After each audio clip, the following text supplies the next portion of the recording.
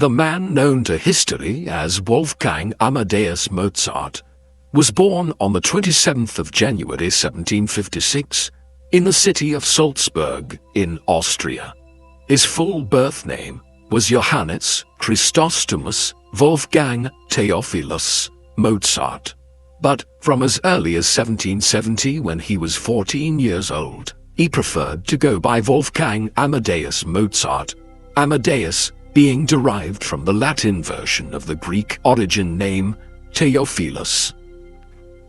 His father, Leopold Mozart, was originally from Augsburg in Bavaria in southern Germany, but moved to Salzburg as a teenager and became a violinist and composer at the court of the Prince Archbishop of Salzburg.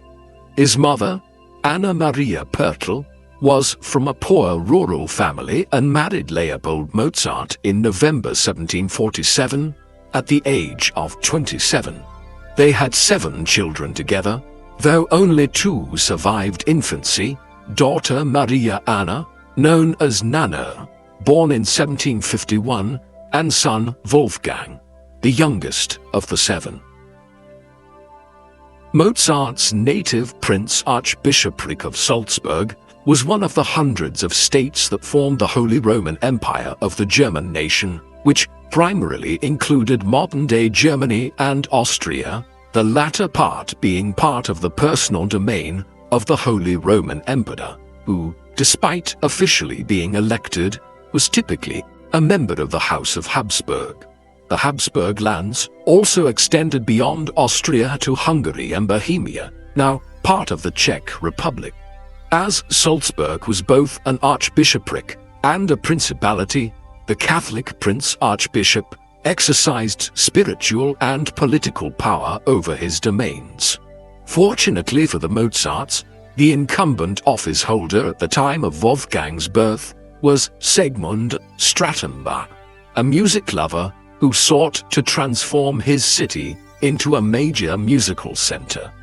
The Mozart family lived in a 3rd-floor apartment at number 9 Getreidegasse, in the Old Town at the southern bank of the Sulzach River, near the foot of the hill that leads up to the medieval Hohensalzburg fortress that dominates the city's skyline. The apartment was filled with music, as Leopold often invited his friends to play together while making some money on the side as a violin tutor. In the year of Wolfgang's birth, Leopold published a textbook that soon became an influential instruction manual for young violinists. And, in 1763, he would be promoted to Deputy Kapellmeister, or Deputy Music Director, at Archbishop Sigmund's court. And around 1759, upon noticing his 7-year-old daughter's interest in music, Leopold began teaching Nanel to play the clavier, a term used to describe various keyboard instruments, the most popular at the time being the harpsichord. The 3-year-old Wolfgang looked on intently, and when Leopold wrote a book of keyboard exercises for Nano, the boy started playing from his sister's book. Leopold soon started paying attention and noticed that his son was unusually talented for his age, and began to teach him the organ and the violin at the age of 4.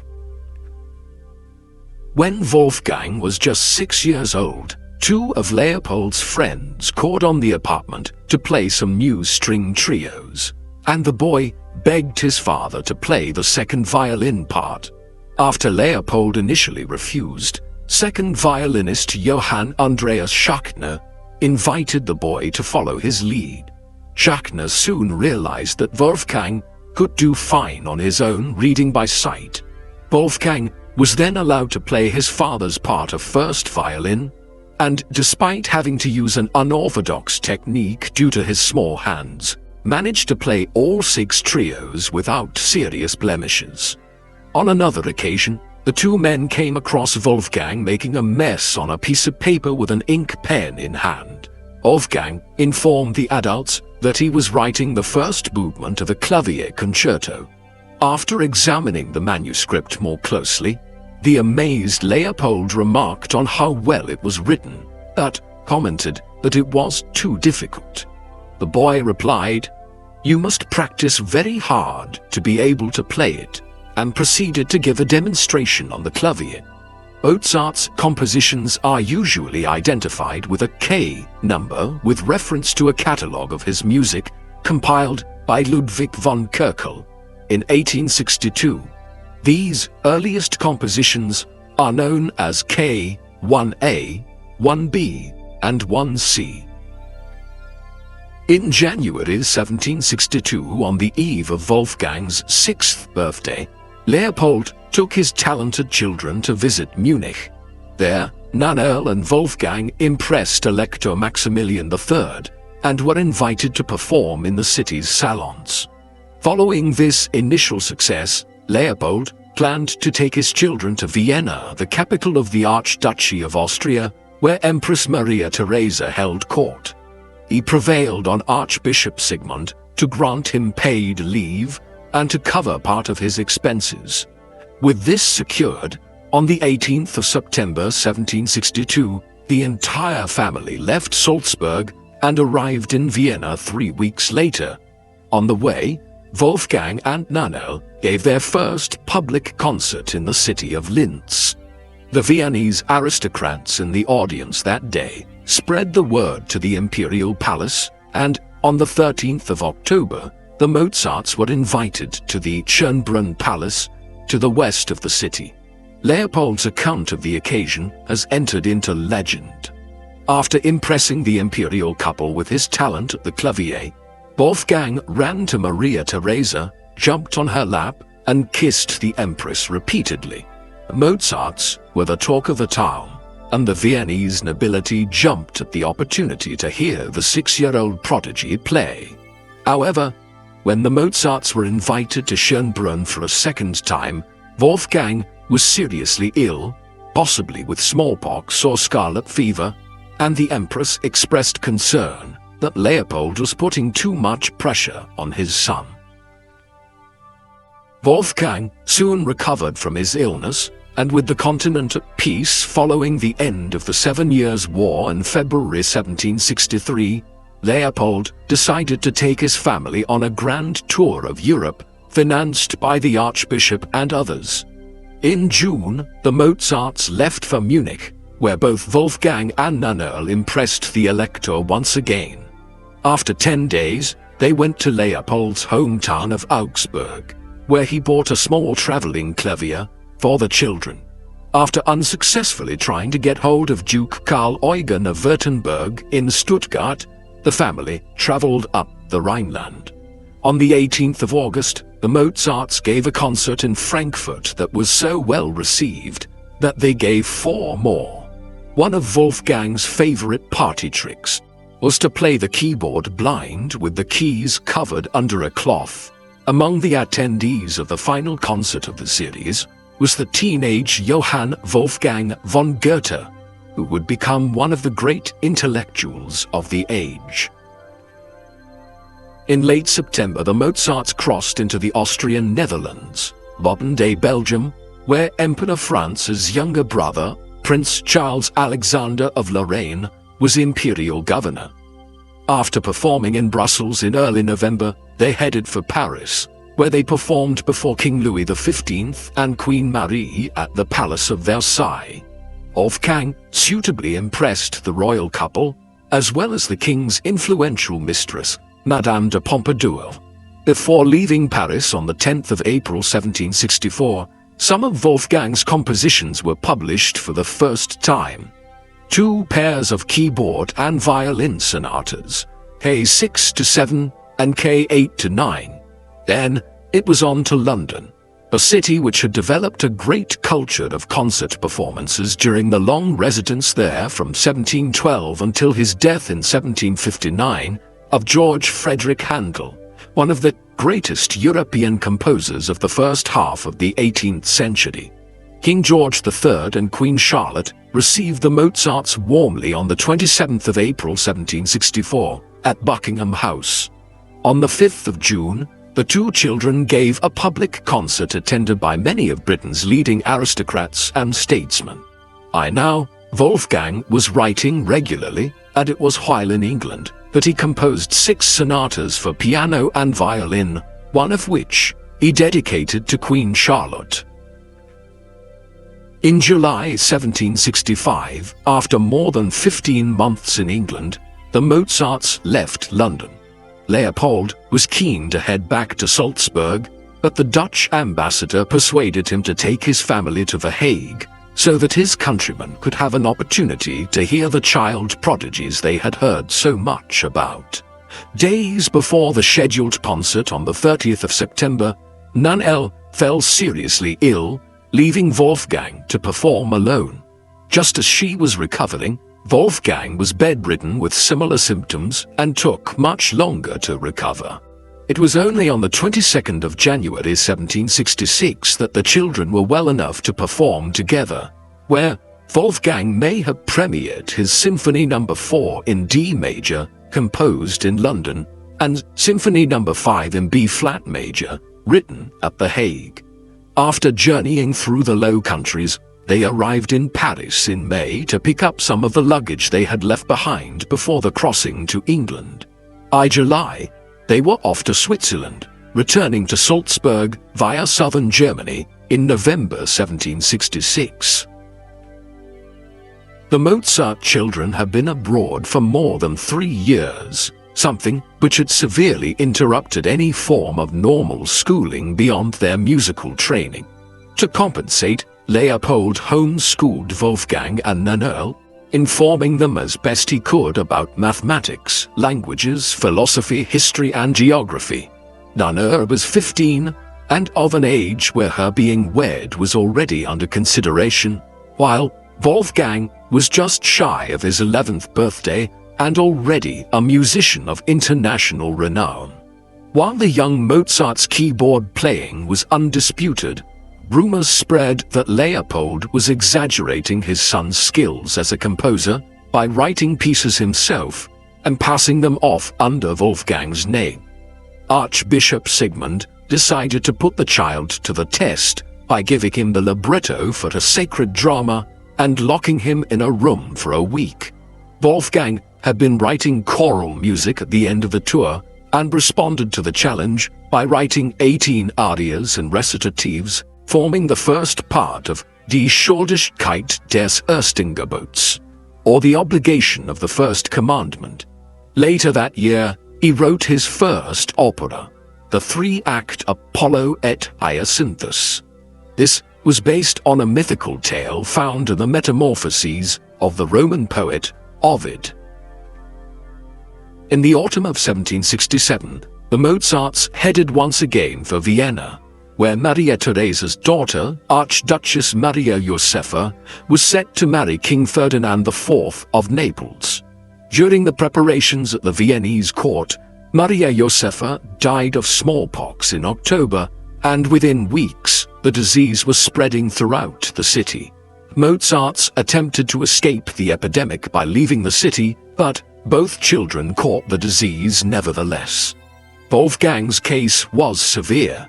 An account written by his father indicates that the young prodigy was so afflicted by poxmarks on his skin that even his eyelids were covered, and he was left temporarily blind for 9 days as he could not open his eyes. It was a lucky escape, though. Mozart made a full recovery, whereas 1 in 4 who contracted the illness at this time died from it, and many were left badly scarred when the poxmarks receded.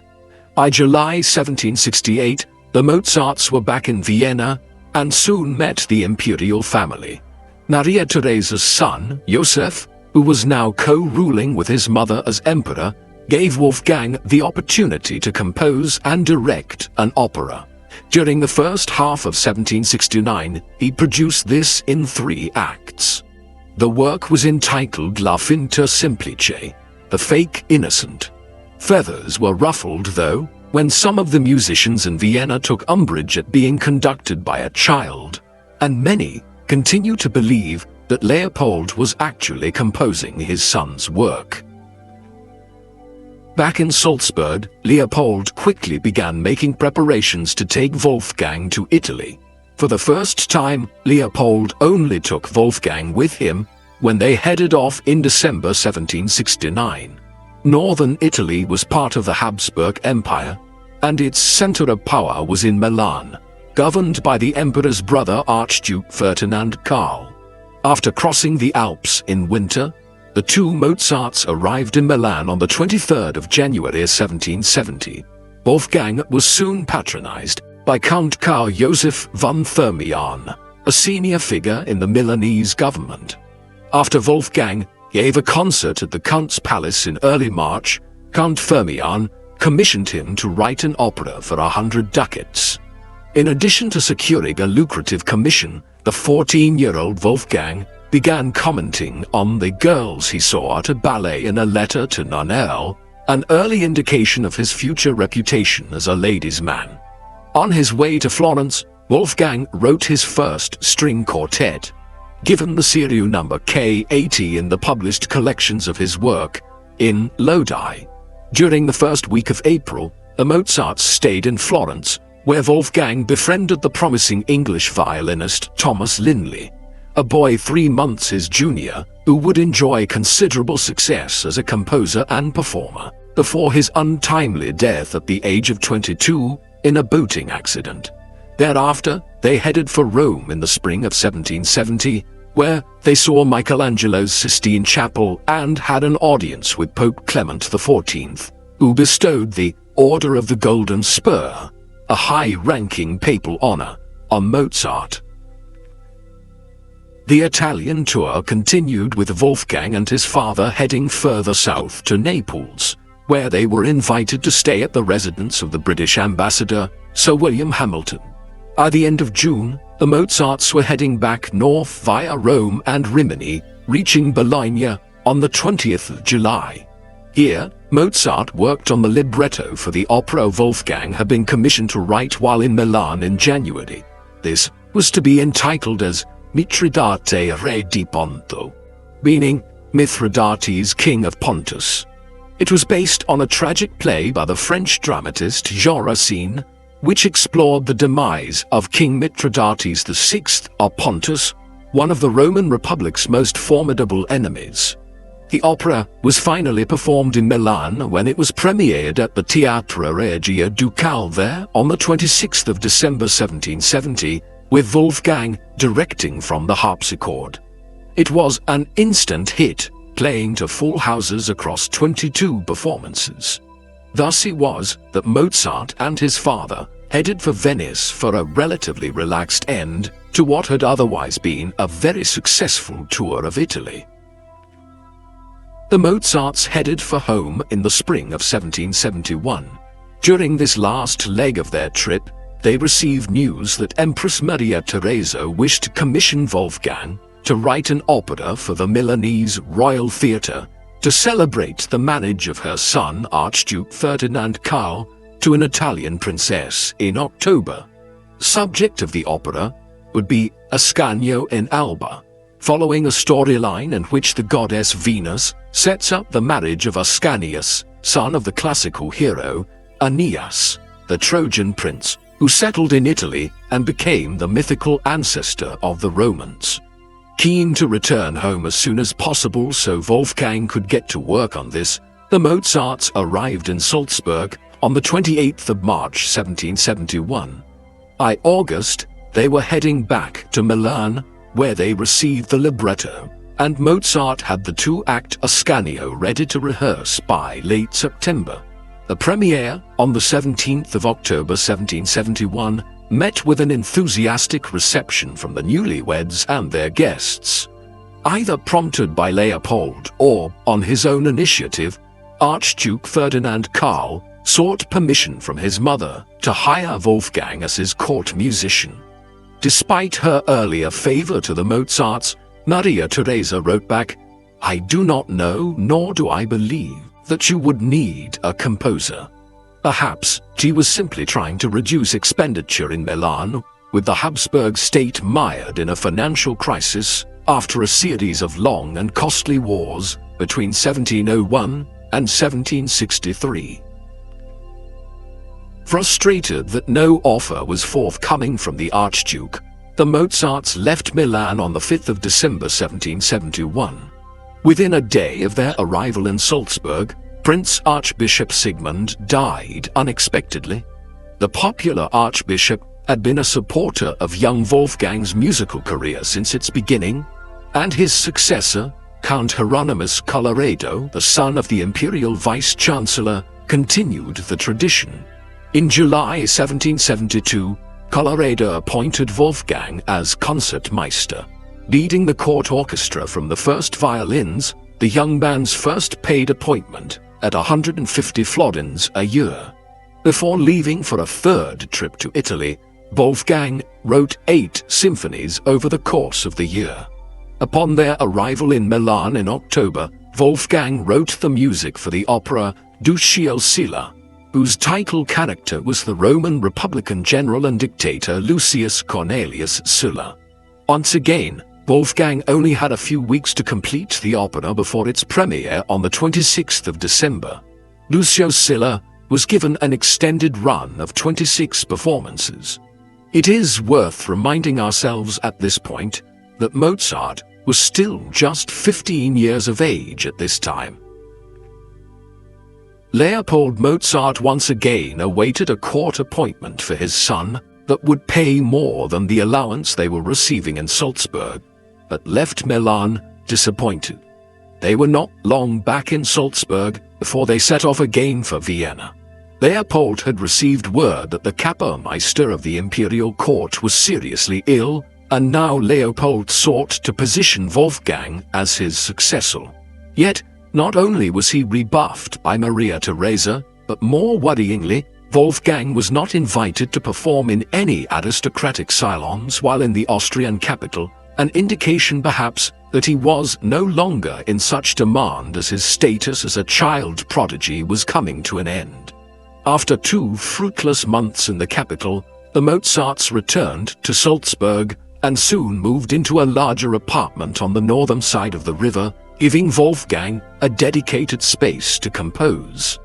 In 1773, he wrote 7 more symphonies, including Symphony No. 25 in G minor. One of only 2 Mozart symphonies in a minor key, it is characterized by melodic leaps and offbeat syncopation, and is one of his most popular symphonies. That same year, Wolfgang wrote a set of 6 string quartets inspired by Joseph Haydn, one of the leading Austrian composers of the age. In the summer of 1774, the Elector of Bavaria commissioned Wolfgang to write a comic opera, La Finta Giardiniera, meaning the pretend garden girl. Enticed by the prospect of Wolfgang obtaining a position at the Bavarian court, Leopold and Wolfgang went to Munich in early December, but the opera was poorly received on its premiere on the 13th of January 1775, Wolfgang's first flop as an operatic composer. This began one of the most difficult periods in both Wolfgang and his family's life. Returning to Salzburg, he continued to write and perform, yet there were no calls from the great courts of Europe for him to visit them over the next 2 years, and no offers of more attractive employment. Yet they were also formative years in some respects. Up until that point, Mozart had produced his earliest piano concertos by rearranging piano sonatas by other composers for piano and full orchestra. The mid-1770s saw him striking out to compose his own original piano concertos. This became the normal method for him in the second half of the 1770s as he entered his 20s. Disaster followed, though, in 1777, when Wolfgang was essentially relieved of his positions in Salzburg as the Archbishop attempted to make budgetary cuts there. With this setback, Mozart had no option but to travel again to make money. On this occasion, Leopold would have to remain in Salzburg, and the 21-year-old Wolfgang had to make his own travel arrangements for the first time. His mother, Anna Maria, would accompany him. Leaving Salzburg on the 23rd of September, their first port of call was Munich, where the Mozarts still retained hope for employment at Maximilian Joseph's court. While Wolfgang was glad to be liberated from his domineering father, Leopold continued to send instructions to his wife to ensure that his son did not get sidetracked by the usual distractions that might come the way of a young man. On the 30th of September, Wolfgang intercepted Maximilian at the electoral residence to plead his case. The young composer listed his accomplishments, including 3 successful operas in Milan, but despite the Mozarts knowing in advance that the elector was looking for a court composer, Maximilian Joseph simply told him, "There just isn't any vacancy." As a consolation prize, 10 of Mozart's wealthy admirers in Munich offered to pay 60 florins a year each, quadrupling what his concertmeister's salary in Salzburg had been. Nevertheless, Leopold questioned whether the 10 could be trusted to keep their word and instructed his son to move on to Augsburg. Although Augsburg was intended as a stop-off on the way to the court of Elector Karl Theodor of the Palatinate in Mannheim, Mozart's time in his father's hometown was a memorable one. Wolfgang and his mother stayed near the household of Leopold's brother, Franz Alois, where he met his 19-year-old cousin, Maria Anna Tekla. Wolfgang's letters to his cousin after his departure are full of bawdy rhymes and innuendos. Mozart's biographers are split on what these might indicate about his feelings towards his cousin. While Leopold had high hopes that Karl Theodor's renowned musical establishment would have a place for his son, they were not realized. As winter approached, Leopold urged his son to make his onward journey to Paris, but the young man was in no hurry to leave. He had fallen in love with a 16-year-old soprano, Aloysia Weber, the second daughter of Fridolin Weber, a bass singer at the court theatre. Leopold was aghast when Wolfgang suggested going on tour to Italy with Herr Weber and 2 of his daughters. Wolfgang and his mother did not leave Mannheim until March 1778. Since Anna Maria had no desire to go to Paris, Wolfgang suggested she should return home to Salzburg and he would continue the journey to France alone. Having been informed of this, Leopold wrote back from Salzburg that it was not acceptable, being convinced that if his wife left Wolfgang alone, he intended to elope to Italy with the Webers. Instead, he instructed his wife to stay with their son and they headed for Paris.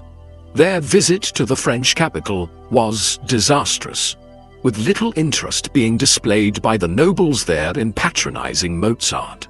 More seriously, their lodgings were poor and damp, and Wolfgang's mother's health deteriorated dramatically while in the city. She eventually died on the evening of the 3rd of July 1778 at the age of 57. Wolfgang immediately wrote to Leopold claiming that she was still alive, albeit seriously ill, and it was only on the 9th, with his mother buried in a Parisian cemetery, that he told the truth.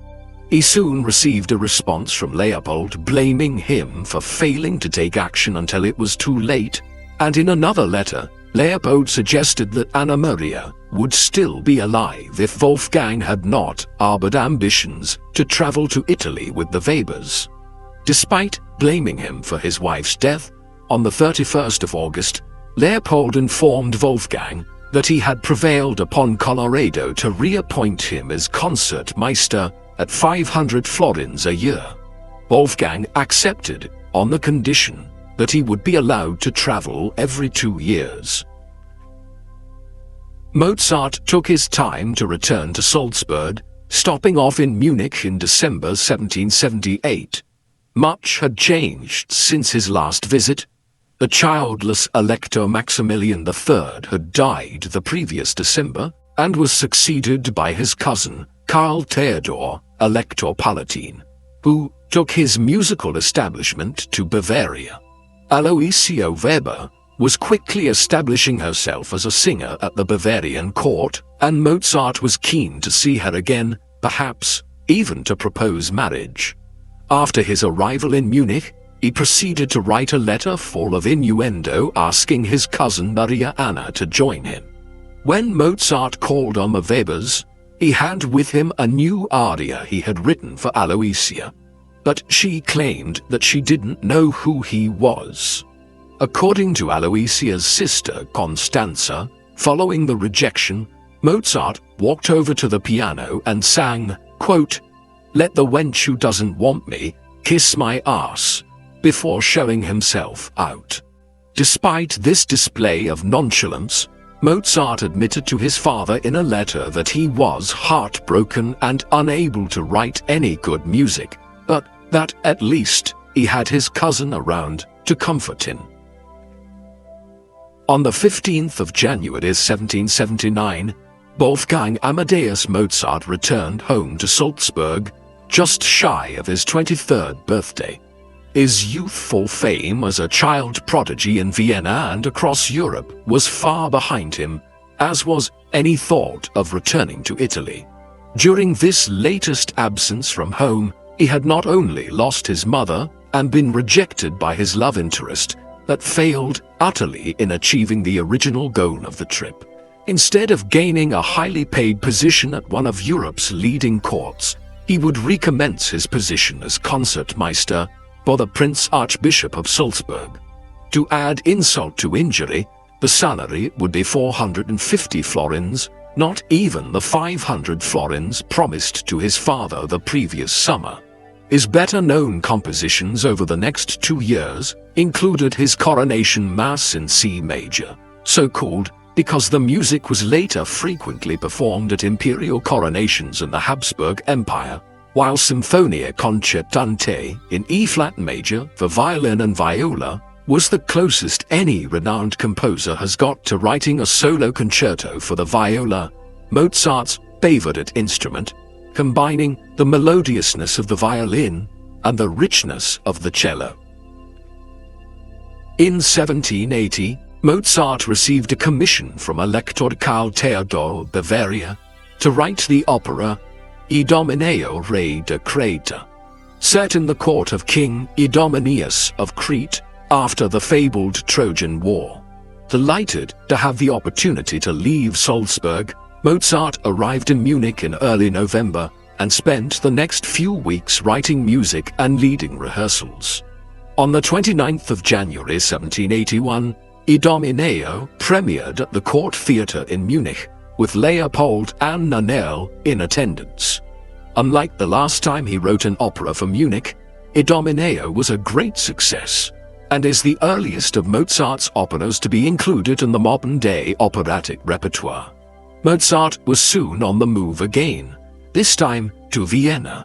Empress Maria Theresa had died in late 1780, and Archbishop Colloredo was preparing to go to the capital to attend the full accession of her son, Emperor Joseph. On the 16th of March 1781, Mozart arrived in Vienna, where he would spend the next decade. It would be the greatest decade of his life and career. It would also be the last. Upon his arrival in Vienna, Mozart resented the fact that he was living in the same building as Colloredo and that he had to sit below the valets at lunch.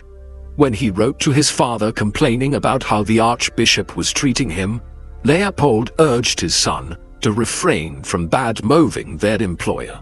Mozart took no notice and instead called to dine at various aristocratic houses without permission.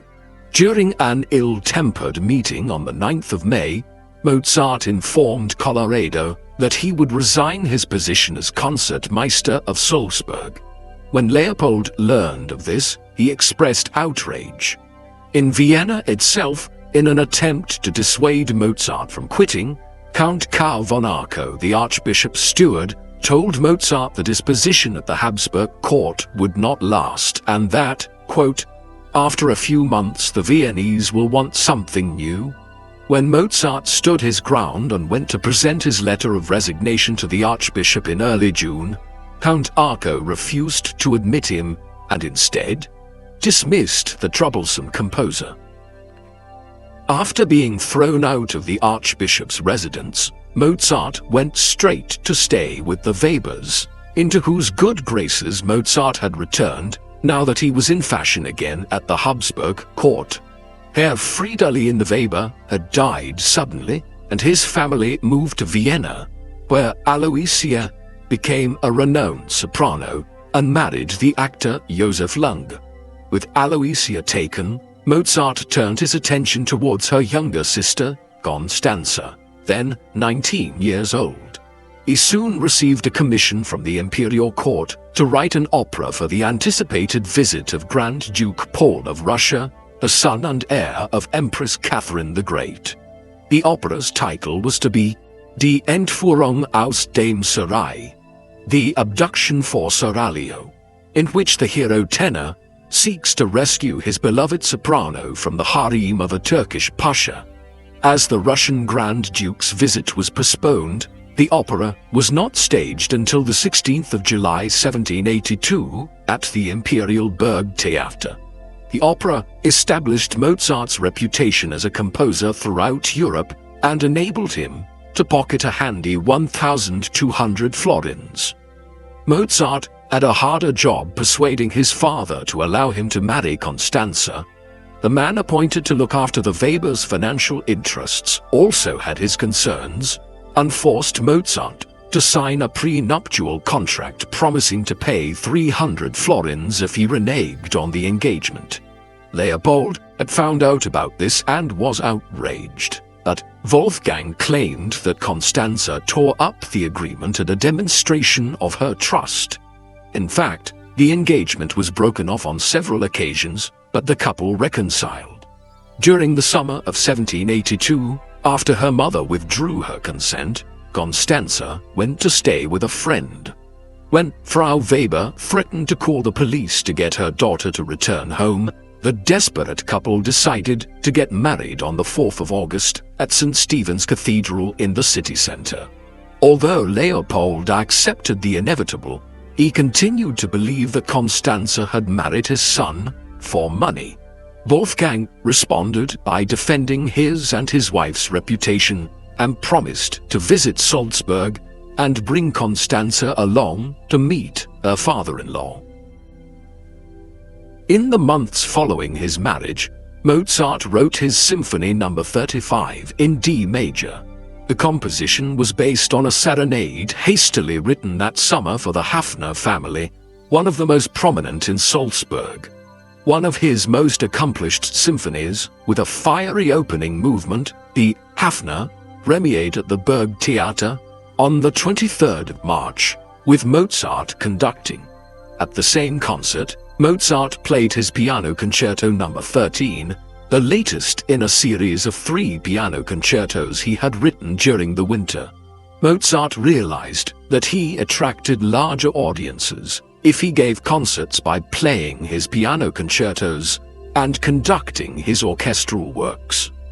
Despite his promise to visit his father in Salzburg, Mozart was in no hurry to leave Vienna and offered a series of increasingly ludicrous excuses. Constanza was pregnant, winter was soon upon them, he was very busy, and finally, the fear that he would be arrested by Archbishop Colloredo upon setting foot in his native city. On the 17th of June 1783, Constanza gave birth to a son, named Raymond Leopold. In his letters to Leopold, Mozart continued to express his fears about being arrested in Salzburg until he eventually gave in. Leaving their newborn child with a foster mother, the couple left Vienna and arrived in Salzburg on the 29th of July. Neither Leopold nor Nannerl had given their blessing to the marriage, and Constanza was hurt that she was unable to obtain the acceptance of her in-laws. Less than a month after their arrival, the family received the news that the baby Raymond Leopold died on the 19th of August. But even this tragedy failed to bring the family together. A musical highlight of Mozart's visit to his hometown was the premiere of his Great Mass in C minor on the 26th of October 1783 with Constanza singing the first soprano part. Although Mozart did not have the time to finish the Mass, which remained incomplete upon his death, the 4 complete movements stunned the audience. The following day, Wolfgang and Constanza left Salzburg to return to Vienna. During their return journey, they stopped off in Linz, where Mozart was scheduled to give a concert on the 4th of November. Having forgotten to bring a symphony with him, he decided to write a new one in the 4 days before the concert. The lively Symphony No. 36 in C major, known as the Linz, remains a firm favorite to this day. In early 1784, Mozart and Constanza moved into the Treppenhaus, a large apartment building on the Graben Square, which happened to boast a large concert hall. Rather than rent out one of the Imperial theaters, which would be prohibitively expensive, Mozart decided that he would give concerts at the Treppenhaus. To maintain the novelty factor, he decided to write a new piano concerto for each performance. As a result, between 1784 and 1786, he composed piano concertos numbers 14 to 25, a set of 12 works that remain highly acclaimed. In particular, his Piano Concerto No. 25 in C major, with a majestic and expansive opening movement that bears similarities to his yet-to-be-written Symphony No. 41, is considered one of the greatest ever written. This was, along with Piano Concerto No. 21 in C major, the greatest of Mozart's works from the mid-1780s. In contrast to the anxiety and tragedy of the previous year, 1784 was becoming one of the most successful years in Mozart's career, and he was now making 4,000 florins a year. That September, Constanza gave birth to a second son, Carl Thomas, who would survive into adulthood. Soon afterwards, the family moved into a large apartment near St. Stephen's Cathedral, now the Vienna Mozart House Museum. Despite his increased income, the rent of 460 florins a month, coupled with the desire to keep up with the latest aristocratic fashions, drove Mozart into debt. To further his aristocratic networking, he joined the Freemasons, a typical pursuit for socially ambitious men of the 18th century, and was admitted to the Beneficence Lodge in late 1784, and quickly made it to the rank of Master Mason. Mozart was keen for his father to see how he was living in Vienna and that he had finally lived up to his potential. Therefore, he extended frequent invitations to Leopold to visit him and Constanza in Vienna. Although Leopold refused to do so on several occasions, after Nannerl married and left Salzburg in August 1784, the lonely father decided to accept the invitation in February 1785. While Leopold complained that the schedule was too busy and he had little time to rest, Constanza ensured that her mother and sister treated him comfortably and fed him well, and Leopold was also delighted to spend time with his grandson, Karl. With Leopold and Constanza soon on good terms, Mozart was also keen to show his father the extent of his professional success.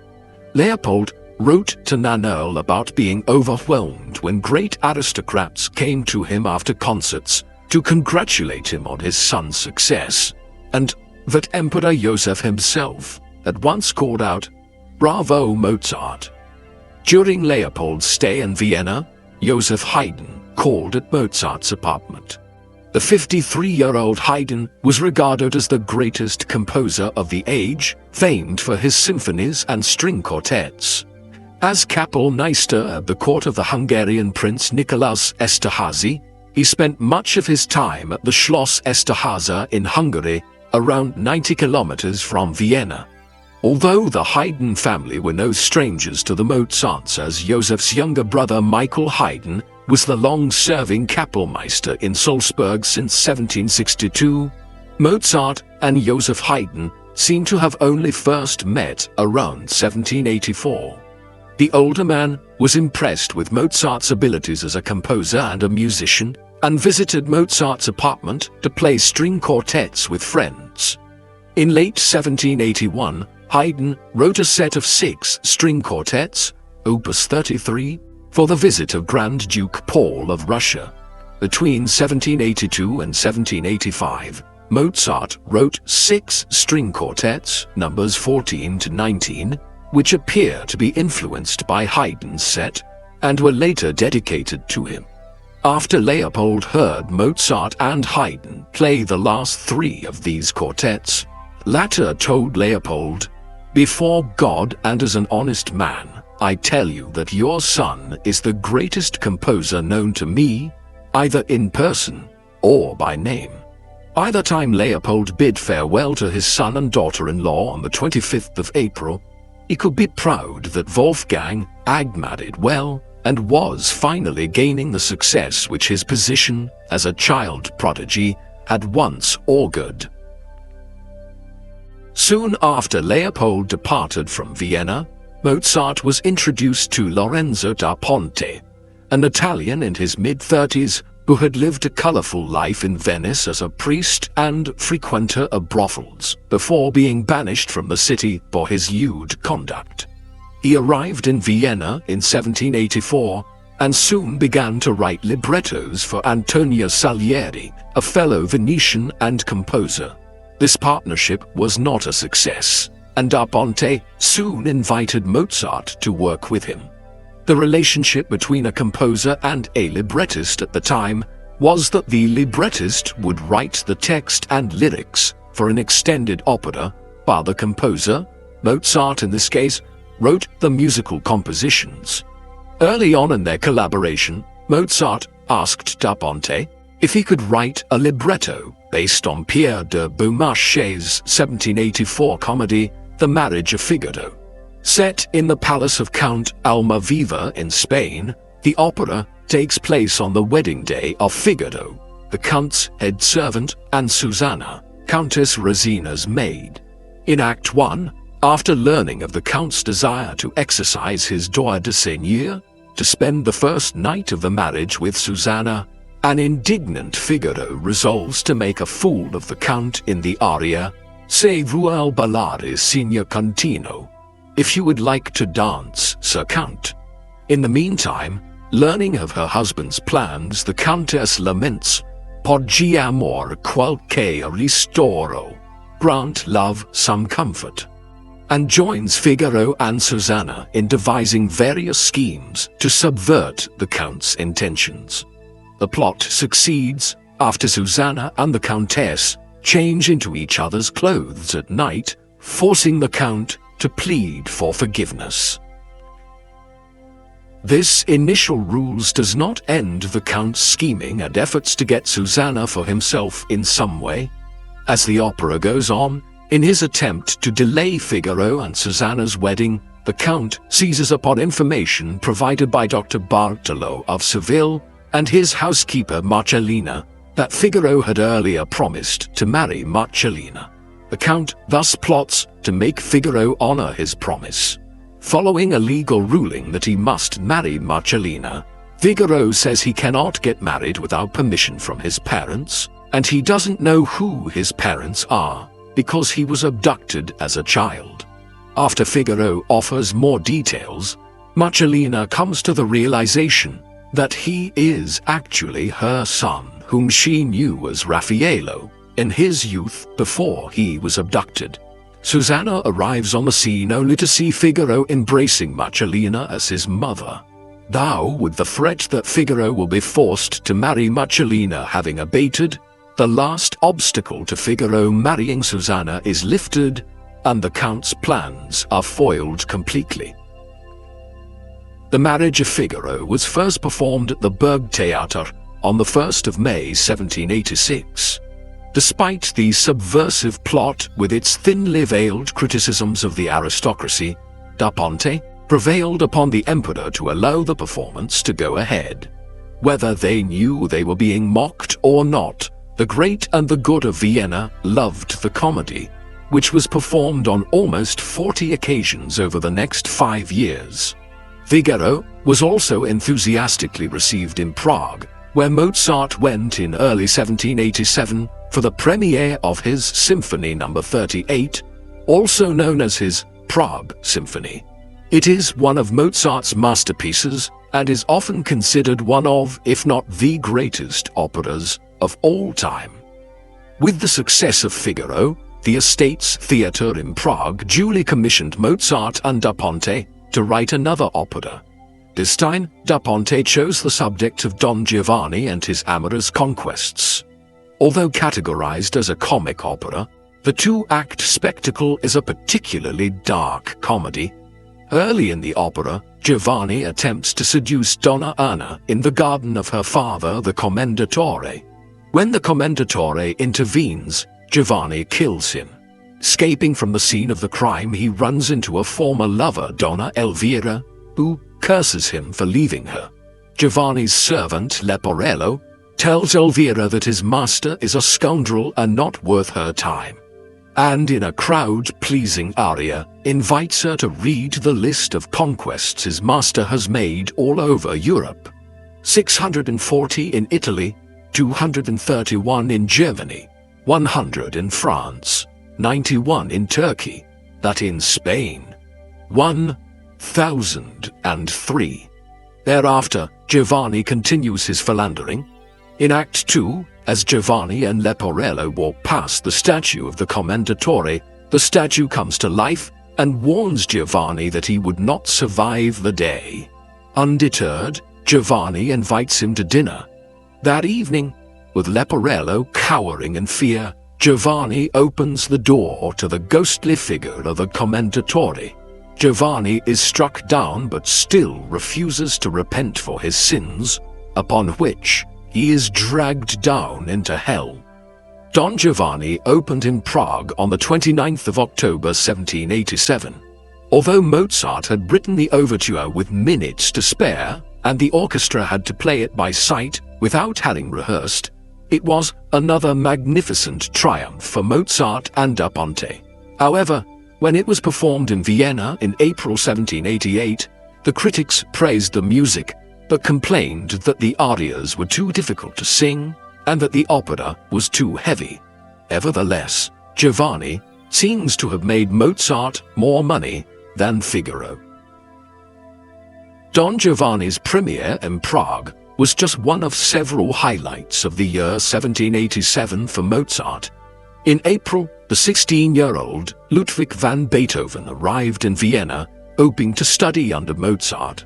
It is not clear if Mozart met the young Beethoven and heard him play, but the latter's trip was cut short after 2 weeks to return home to his ailing mother. During the summer, Mozart wrote his Serenade for Strings No. 13, a 3-movement piece better known as Eine kleine Nachtmusik, or A Little Night Music, perhaps his best-known composition. In December, following the death of Imperial Kapellmeister Christoph Willibald von Gluck, Mozart was appointed imperial composer, a part-time job requiring him to compose no more than a few dances a year for 800 florins. However, the year was also marred by the death of Leopold Mozart in May at the age of 67. This must have aroused conflicting emotions in Wolfgang. Like any child prodigy taught by a father, Leopold had played a major part in making Wolfgang into the composer he became. Yet, their relationship was not an easy one over the years, and it had left Wolfgang with many psychological scars. The sorrow of Leopold's passing was compounded in the middle of 1788 when Wolfgang and Constanza lost another child, this time a daughter who was only 6 months old. Casting his personal distress aside, Mozart wrote a set of 3 symphonies, numbers 39 to 41, his greatest and final contributions to the symphonic form. Symphony No. 40 in G minor, sometimes called his Great G Minor Symphony, to distinguish it from No. 25 in the same key, opens with one of the catchiest themes in the history of classical music. Its popularity both enhanced and debased by its use as a mobile phone ringtone in the late 1990s and early 2000s. Symphony No. 41 is a far grander affair, the most ambitious symphony written to date, and its scale earned it the nickname Jupiter. Mozart composed these symphonies soon after Austria joined Russia's war against the Ottomans in the Balkans in February 1788, which led to a decline in earnings as Austrian aristocrats went off to serve as officers in the army. Increasingly indebted, in the spring of 1789, Mozart planned a tour to Berlin, Prague, Dresden, and Leipzig, leaving the again pregnant Constanze behind. When Mozart returned to Vienna on the 4th of June 1789, with little to show for his efforts in terms of money, Constanze was seriously ill and had to seek treatment at the spa in nearby Baden, where she would return on several occasions. When Constanze gave birth in November, it was to a daughter who lived for less than 1 hour. In late 1789, Mozart was working on his third and final collaboration with Da Ponte, Così van tutti, literally meaning, so do they all. It premiered in January 1790. Less well regarded than Giovanni or Figaro, it nevertheless proved popular at the time, but its run was cut short by the death of Emperor Joseph II on the 20th of February 1790. Later that year, in an effort to maintain his imperial patronage, Mozart traveled to Frankfurt for the coronation of the new emperor, Leopold II.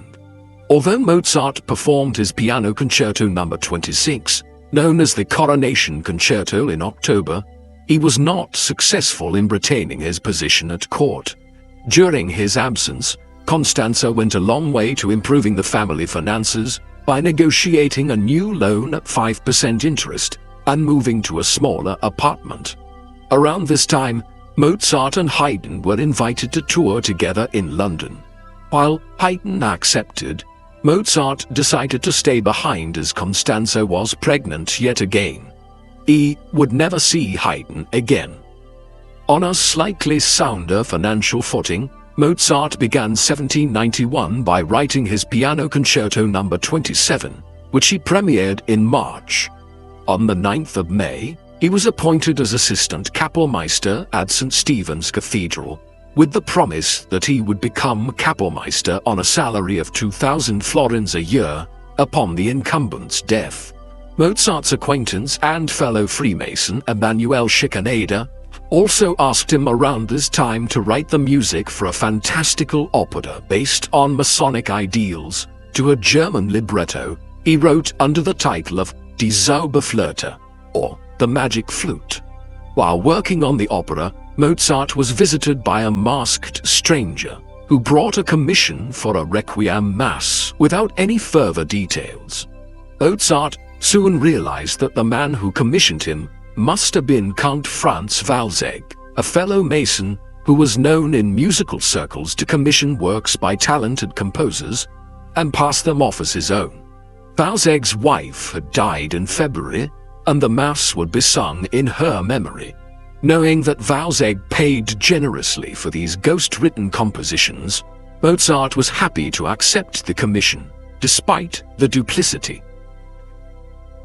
With 2 major projects underway, Mozart received a third in July, this time from Prague.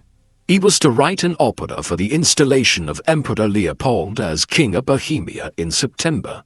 The opera was to be called La Clemenza di Tito, with a plot revolving around the Roman Emperor Titus's magnanimity towards the enemies who attempted to overthrow him. While Mozart was busily juggling 3 projects, Constanze returned home and gave birth to a 6th child on the 26th of July, Franz Xaver Wolfgang.